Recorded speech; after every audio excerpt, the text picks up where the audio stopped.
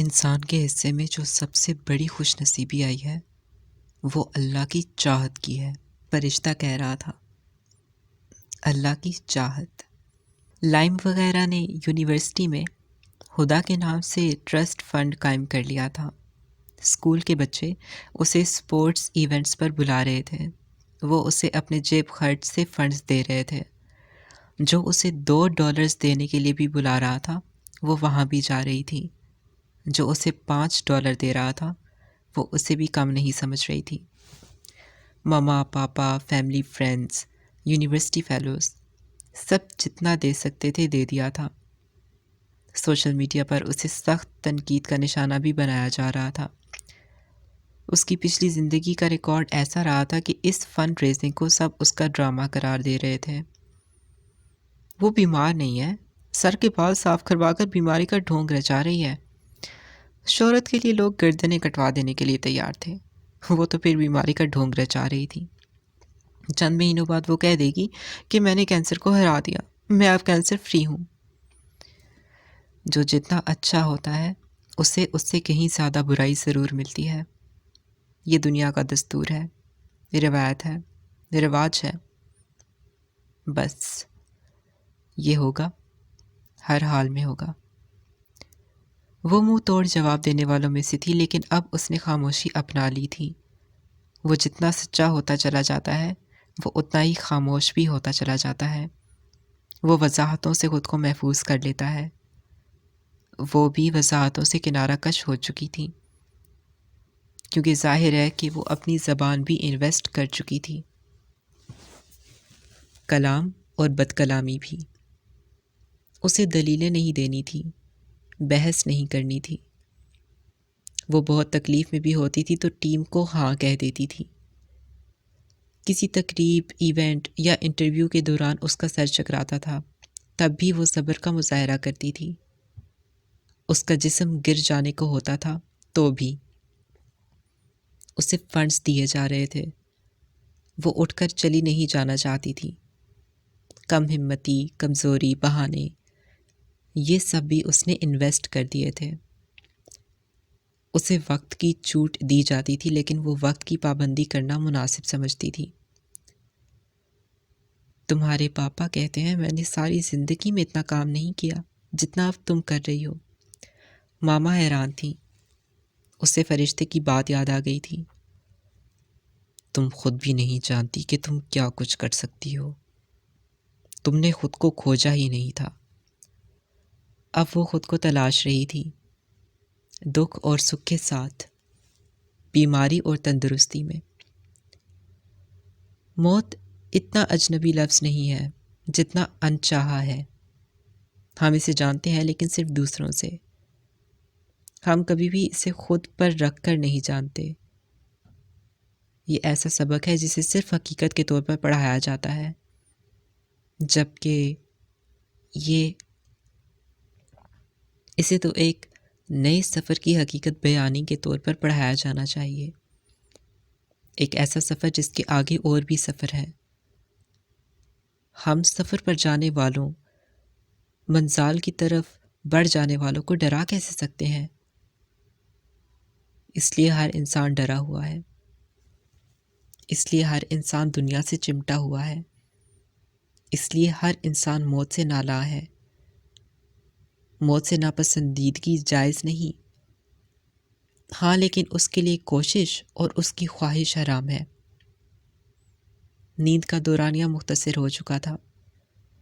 وہ فارغ وقت میں کتاب کے لیے نوٹس ریکارڈ کرتی رہتی تھی، جہاں جاتی جو کچھ کرتی، جس احساس اور کیفیت سے گزرتی، وہ پین کا بٹن پش کر کے ریکارڈ کر لیتی تھی۔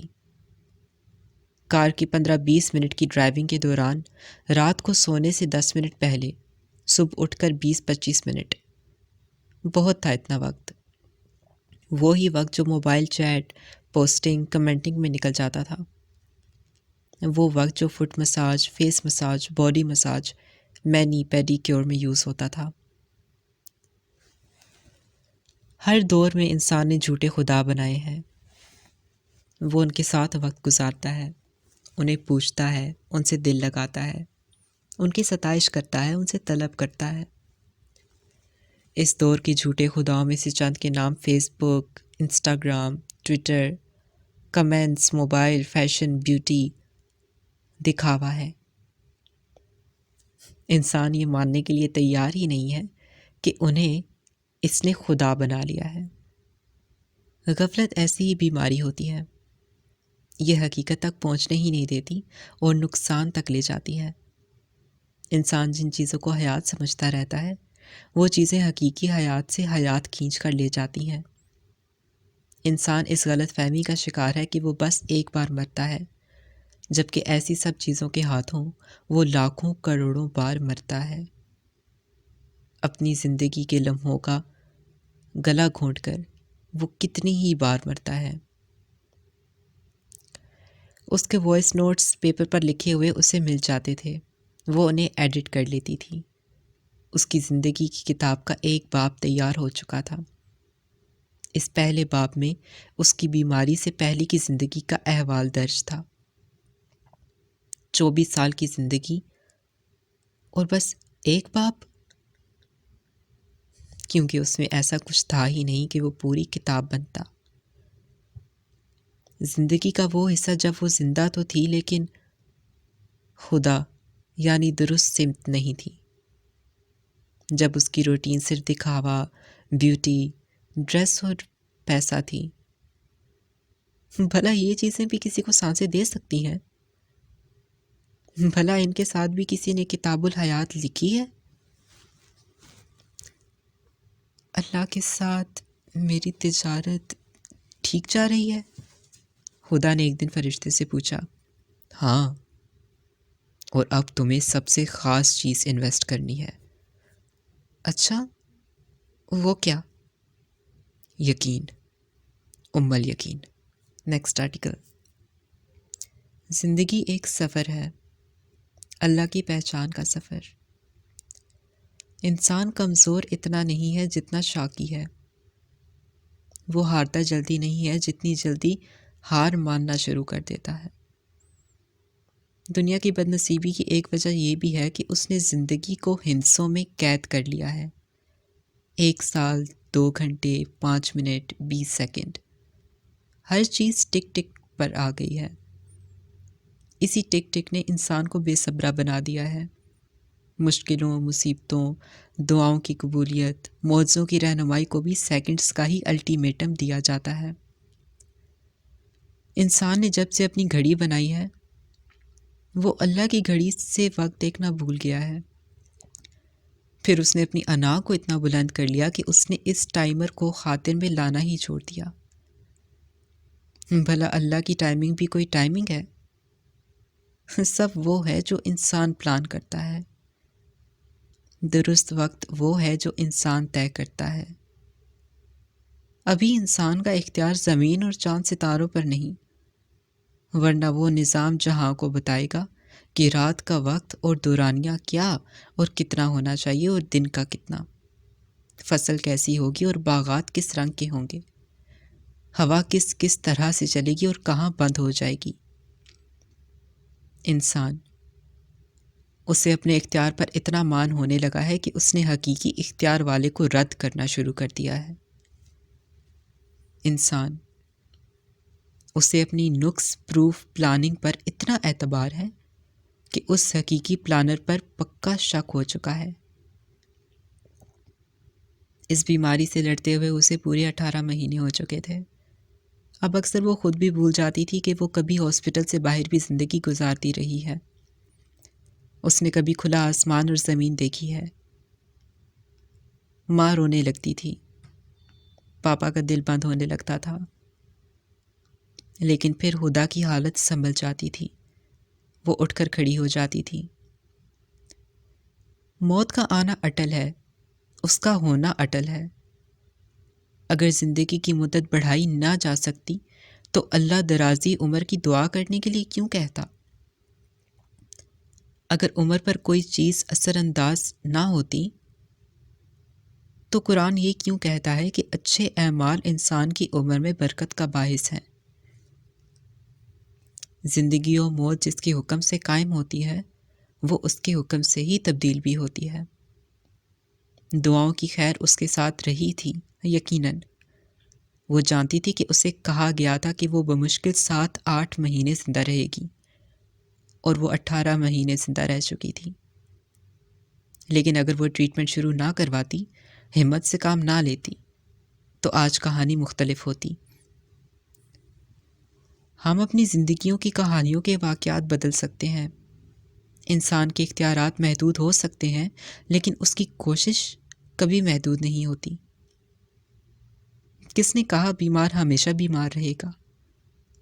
کون یہ ثابت کر سکتا ہے کہ مصیبت زندہ کی مصیبتیں کبھی ختم نہیں ہوں گی؟ انسان کے حوصلے بلند ہونے چاہیے، پہاڑ ہوں یا صحرا، سب زیر ہو جاتے ہیں اس کے سامنے۔ خدا کی کتاب کے 5 باب تیار ہو چکے تھے،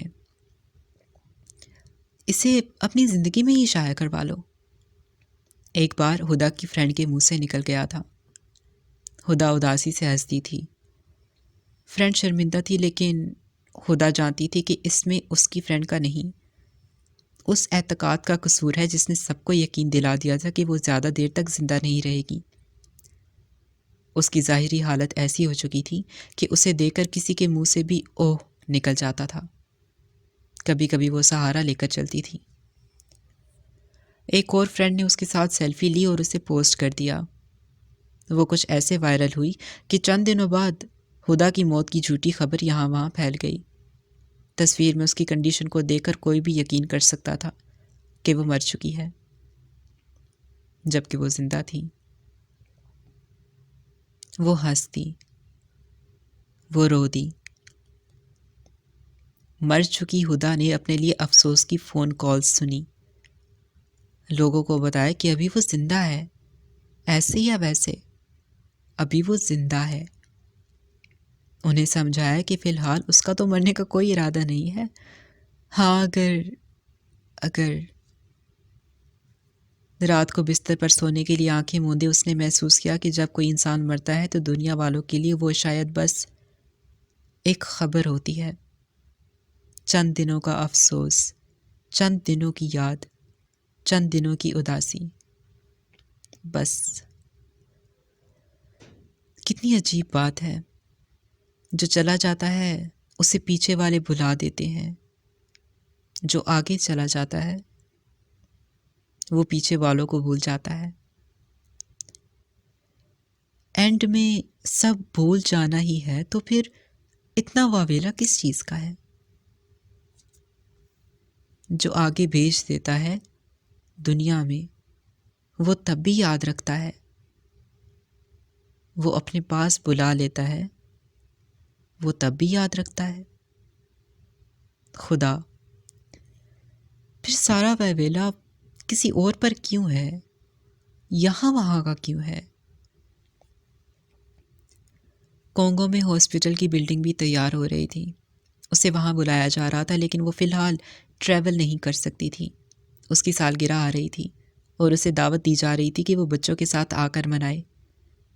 وہ 25 سال کی ہونے جا رہی تھی، لیکن اگر کوئی اس سے اس کی اصل عمر پوچھتا تو وہ کہتی ہے کہ 200 سال اور شاید کچھ مہینے۔ 2 سالوں میں اس نے 200 سال کی زندگی جی لی تھی۔ زندگی مندرج کا نام نہیں ہے، بچپن، جوانی، بڑھاپا یہ منازل کا نام ہے۔ شعور، آگاہی، زندہ دلی، روحانی بیداری اور اطمینان۔ زندگی ایسی کہانی ہے جو ہر روز کہی جاتی ہے اور مسلسل کہی جا رہی ہے۔ اپنی کہانی وہ کہتی رہی اور دوسروں کی سنتی رہی، اسی لیے وہ زیادہ سے زیادہ لوگوں سے ملتی رہی، ٹرائی روم میں کپڑے ٹرائی کرتی رہی، لپسٹک کے شیڈز اور جوتوں کے سٹائل بھی دیکھتی رہی، لیکن اب وہ پرائس پڑھتی تھی، اب وہ بھی افورڈ نہیں کر سکتی کہہ کر چیزیں سائڈ پر کہہ دیتی تھی۔ اس نے ابھی تو جانا تھا کہ یہ چیزوں کا انبار انسان کا دم گھوٹ رہا ہے، اسے ایک ایسی دوڑ میں شامل کر رہا ہے جس کے اینڈ پر وہ خالی ہاتھ ہی رہ جانے والا ہے۔ جب جب انسان نے ضرورت کو سر پر سوار کیا ہے، اس سواری نے اسے خوار ہی کیا ہے۔ یہ بھوت اس کا سارا سکون چھین کر ہی رہا ہے۔ وہ ایک ایک پیسے کا حساب رکھتی تھی۔ اسے اپنے کھانے بھی زیادہ فنڈز کی فکر رہتی تھی۔ وہ فضول خرچی سے فلاحی خرچ کی طرف آ گئی تھی۔ یہ اس کی روحانی ترقی اور شعور کی آگاہی کی وجہ سے ہوا تھا۔ وہ روڈ ٹرپس پر لائم وغیرہ کے ساتھ گئی تھی۔ 2 کلاس فیلوز کی شادیاں بھی اٹینڈ کی تھیں۔ چھوٹے سے ایک ایکسیڈنٹ میں ایک فرینڈ کے 2 عدد دانت داغ مفارقت دے گئے تھے۔ ان کا افسوس کرنے کے لیے بھی جانا پڑا تھا۔ چونکہ اسے یقین ہو چکا تھا کہ اب وہ دنیا کی بدصورت ترین لڑکی بن چکی ہے اور مصنوعی دانت بھی اس کی بدصورتی کم کرنے میں مددگار ثابت نہیں ہو سکے، تو وہ اسے اس کی خوبصورتی یاد دلانے گئی تھی، اس کی صحت، اس کی سلامی۔ 3 دن تک کمرہ بند کر کے رونے کے بعد وہ ڈپریشن میں چلی گئی تھی۔ اس کا ماننا تھا کہ مصنوعی دانتوں کی مسکراہٹ بہت فیک لگتی ہے، ان میں وہ بات نہیں۔ بات بس اتنی سی ہے کہ ہم نے خود کو اتنا زیادہ پرفیکٹ بنا لیا ہے کہ ذرا سا نقص ہماری نیندیں اڑا دیتا ہے، سکون تباہ کر دیتا ہے، ہمیں ڈپریشن کا مریض بنا دیتا ہے۔ پرفیکشن اور خوبصورتی کی بھوت نے اصل زندگی کا خون پینا اور گوشت کھانا شروع کر دیا ہے۔ اس نے ہماری ہنسی اور ہماری معصومیت چھین لی ہے، ہمیں پرفیکشن کا غلام بنا کر رکھ دیا ہے۔ اس 200 سالہ زندگی میں خدا نے یہ بھی جان لیا تھا کہ زندگی اور موت ہمیشہ برابری کا سلوک کرتی ہیں۔ دنیا کا نظام کسی عام انسان کے مرنے پر نہیں رکتا تو خاص کے مرنے پر بھی چلتا رہتا ہے۔ برابری۔ سورج ہر روز اپنے وقت پر نکلتا رہتا ہے۔ صبح ہوتی ہے، شام ڈھلتی ہے، رات چھا جاتی ہے۔ چاند، ستارے، ہوا، دھوپ، پانی، درخت، جنگل، پہاڑ، پرندے، نباتات، ہر چیز اپنی ڈیوٹی دیتی رہتی ہے۔ کوئی ایک بھی ایک دن کی چھٹی نہیں کرتا۔ یہ سب نشانیاں انسان کو یہ سبق دیتی ہیں کہ گھبراؤ نہیں، ہمارے ساتھ زندہ رہو۔ دیکھو، ہم اپنے کام سے، اپنے مقصد سے ایک دن کی بھی چھٹی نہیں لیتے، ہم ہمیشہ اپنا کام کرتے رہتے ہیں۔ تم انسان ہو، تمہارے پاس سب سے خاص کام ہے کرنے کے لیے، تم وہ کرتے رہو۔ زندگی کو غم کے سہارے نہ گزارو، زندگی کو زندگی بنا کر جیو۔ کتنا رہو گے، کتنا دکھی ہوگے، کتنا یاد کرو گے، کتنا پچھتاؤ گے۔ رہنے دو، آگے بڑھ جاؤ۔ آگے بڑھ کر وہ ہر اس شے سے گلے مل چکی تھی جو زندگی تھی، سب سے پہلے خود سے۔ تو تمہارے فرشتے کا کیا نام ہے؟ وہ سب لائم کے دادا کے گاؤں آئے تھے، کھانا کھا چکے تھے اور اب آگ کے الاؤ کی گرد بیٹھ کر کافی پی رہے تھے۔ وہ انہیں اپنے فرشتے کی کہانی سنا چکی تھی، انہیں وہ سب سنا چکی تھی جو اس کائنات کی زبان سے سنا۔ نام؟ میں نے اس کا نام نہیں پوچھا۔ مجھے لگا کہ فرشتہ صرف فرشتہ ہی ہوتا ہے، جیسے انسان صرف انسان۔ اب ہر انسان کا نام ہے ایک، تو فرشتوں کا کیوں نہیں؟ لائم اسے کم عقل ثابت کرنے کا کوئی موقع ہاتھ سے جانے نہیں دیتا تھا، کامیاب بھی ہو جاتا تھا۔ وہ ہنستی، اپنی ہتھیلیاں رگڑنے لگی۔ اگر میں اسے نام دوں تو شاید ہدایت کا نام دوں، یعنی گائیڈنس۔ نہیں لائم، گائیڈنس اور ہدایت میں فرق ہوتا ہے، اتنا فرق جتنا پانی کی تصویر پیاسے کے ہاتھ میں تھما دینے اور پانی کا پیالہ تھما دینے میں۔ پہلی کیفیت میں صرف تسلی ہے، نام ہے، نشان ہے، دوسرے میں پیاس کو بجھا دینے کا پورا پورا اہتمام ہے۔ ہدایت وہ نعمت ہے جو جسے مل جائے اسے کسی اور چیز کی ضرورت نہیں رہتی۔ خاص اللہ کی طرف سے ملنے والی ہدایت۔ یہ لفظ بہت گہرا ہے۔ میں اس کے کامل معنی نہیں سمجھا سکوں گی، ابھی بہت کم عقل ہوں میں۔ شکر ہے تم نے اپنے فرشتے کا نام کسی برانڈ سے متاثر ہو کر نہیں رکھ دیا۔ پہلے وہ دھیمے سے ہنسی اور پھر کہکا لگا دیا۔ تم لوگ مجھے 7 خون معاف کر دو گے لیکن میری فیشن ہسٹری معاف نہیں کرو گے۔ فیشن کوئی انسان ہوتا تو اس وقت تمہارے پیچھے تلوار لے کر لگا ہوتا، تمہارا سر قلم کر کے ہی دم لیتا۔ کیسے کیسے تم نے اس بیچارے فیشن کی گردن نہیں مروڑی، حال سے بے حال کر دیا، کسی جوگا نہیں چھوڑا اسے۔ جس پیسے سے مجھ غریب جیسے کم سے کم 10-12 اسٹوڈنٹس کو اسکالرشپ مل سکتا تھا، اسے تم کپڑوں جوتوں پر لگاتی رہی۔ کیا غضب کرتی رہی ہو تم۔ وہ ہنستی ہی رہی۔ آگ کا الاؤ اس کی آنکھوں میں ہلکورے لے رہا تھا۔ تب مجھے ہدایت نصیب نہیں تھی۔ اب ایسی بے ڈنگی ہو گئی ہو کہ گھٹیا سی جینز میں بھی گھومتی رہتی ہو۔ گھٹیا نہیں، ضروری۔ ضرورت کی چیزوں کو ان کے اوقات پر ہی رکھنا چاہیے۔ ان میں سے کسی نے میری مدد نہیں کی، مجھے تکلیف پر تسلی نہیں دی، یہ تک نہیں کہا کہ گیٹ ویل سون۔ اور جنہوں نے کہا ان کے لیے میں نے ان پر پیسہ ویسٹ کرنا بند کر دیا ہے۔ تم میں یہ تبدیلیاں انقلابی ہیں ہدا، تم نے بہت بڑی بات کی ہے۔